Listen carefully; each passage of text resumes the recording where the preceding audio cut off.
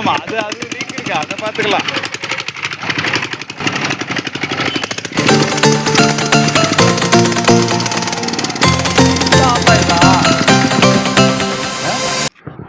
Gospel new tech channel உங்களை அன்போடு வரவேற்கிறது.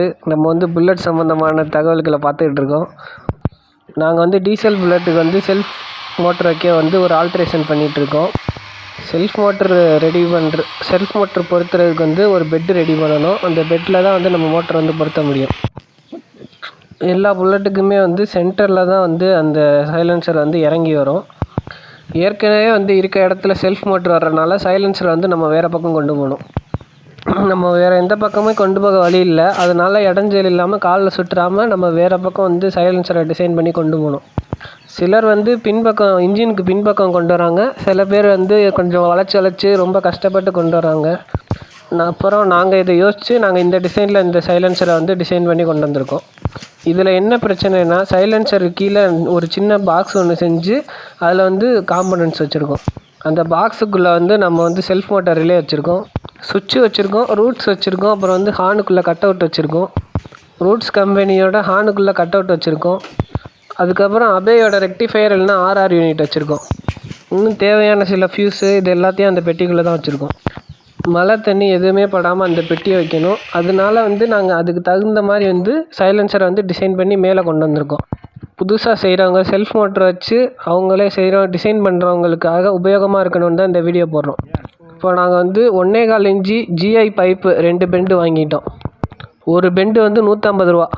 அப்புறம் சென்டரில் வைக்கிறதுக்காண்டி ஜிஐ பைப்பு மரம் உள்ளது ஒரு அரை அடி வாங்கிட்டோம். எல்லாமே சேர்த்து 400 ரூபா வந்துருச்சு.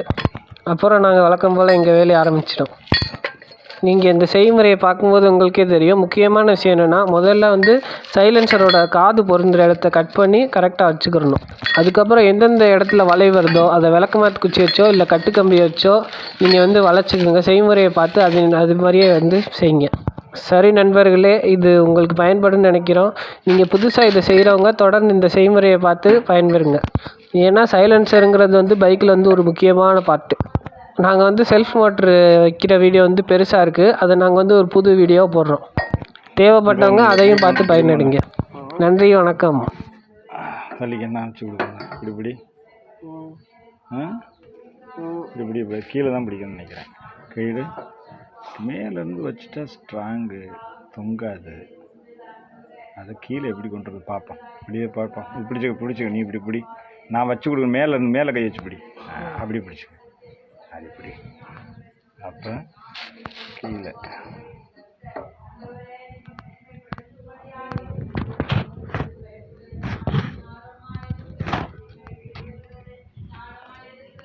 இன்னும் கொஞ்சம் தள்ளு. இந்த பக்கம் இதுக்கு நேர தள்ளு. அப்படி தான் நேர அப்படி.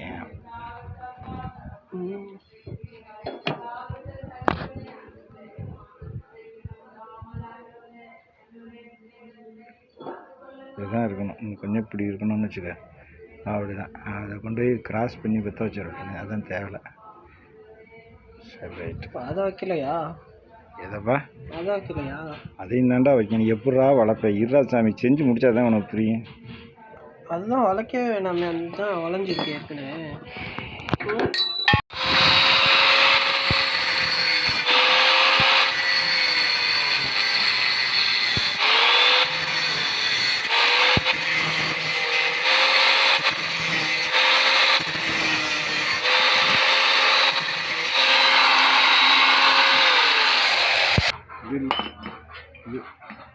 வைங்க.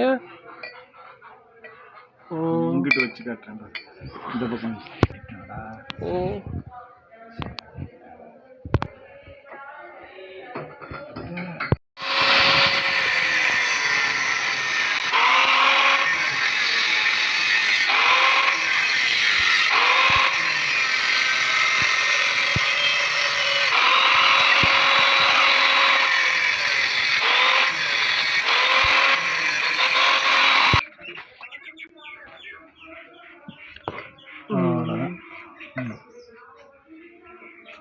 சுடுன்னு நினைக்கிறேன்.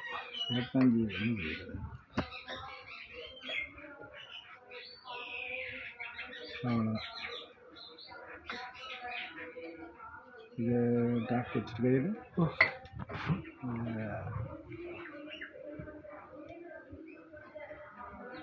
அப்படியே அடிச்சிட வேண்டியதான் சென்டரில். ஓகே.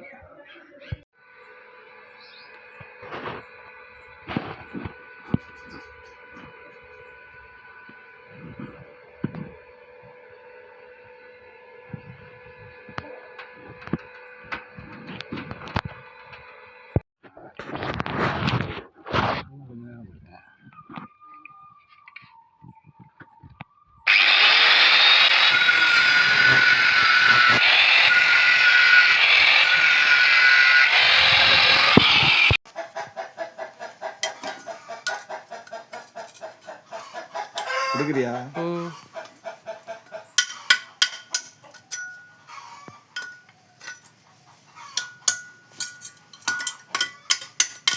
இது இவ்வளோ தூரம் எடுத்துருக்கேன், இது இவ்வளோ தூரம் எடுத்துருக்கேன்.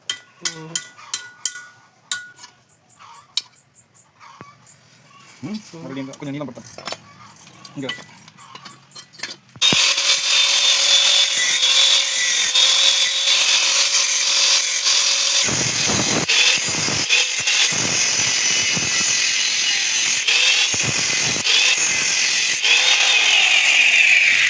திறக்கலையா?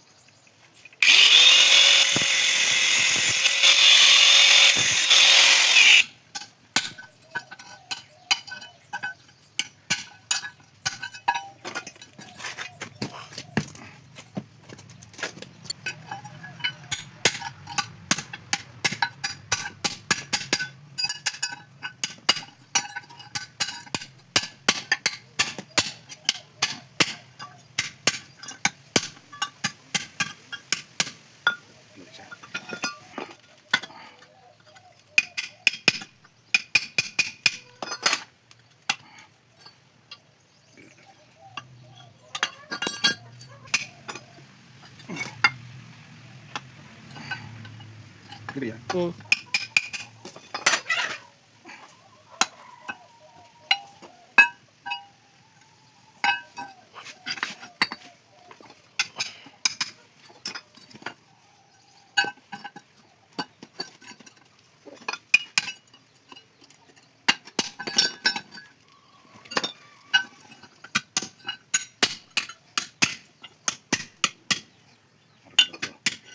ரொம்ப இந்த மாதிரி டைட்டாக போய் ஓகே தான் இன்னும் நமக்கு எந்த அளவுக்கு போகணும்னா டைட்டாக போய்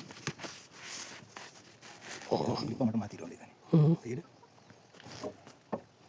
அப்படி மட்டும் வச்சுட்டு கொஞ்சம் ஏற்றுனா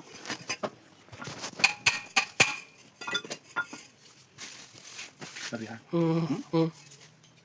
ஃபுல்லாக அடித்தேன் இது பிடிச்சது.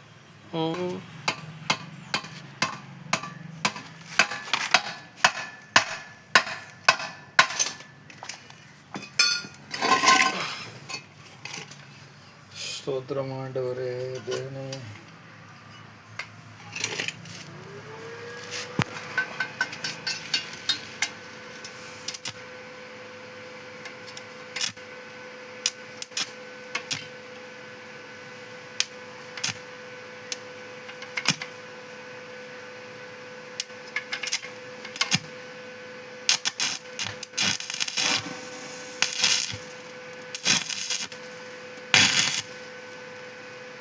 திருப்ப வேண்டியதான், அது போதும்.